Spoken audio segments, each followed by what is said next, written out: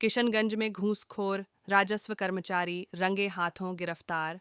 2,50,000 की घूस मांग का मामला, निगरानी विभाग की बड़ी कार्रवाई।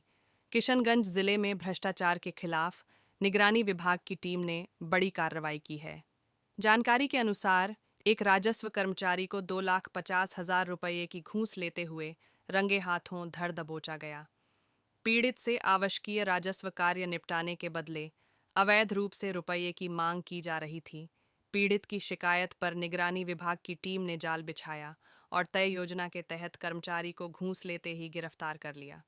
मौके से घूस की राशि भी बरामद की गई है। आरोपी कर्मचारी को पूछताछ के लिए निगरानी थाना ले जाया गया है, जहां उससे पूरे प्रकरण को लेकर विस्तृत पूछताछ की जा रही है। निगरानी विभाग की इस कार्रवाई से इलाके में हड़कंप मचा हुआ है। विभागीय स्तर पर आगे की कानूनी कार्रवाई की तैयारी चल रही है।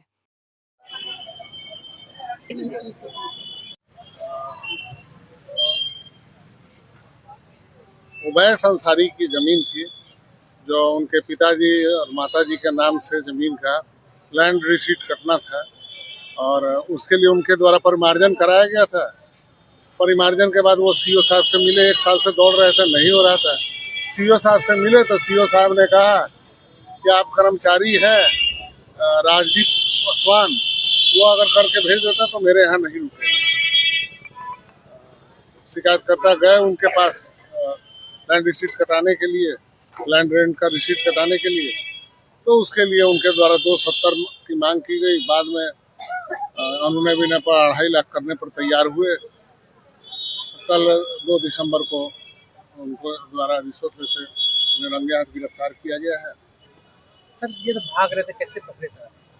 वो पैसा ले करके और जैसे पॉलिथीन में ले करके रखे हुए थे, तब तक सत्यापनकर्ता का संकेत प्राप्त हुआ। संकेत मिलते निगरानी की टीम उनको घेरा में लेने का प्रयास किया। आते देख करके रुपया को गिरा करके और बगल में गड्ढा था, उससे होकर के कूद करके भागने लगे।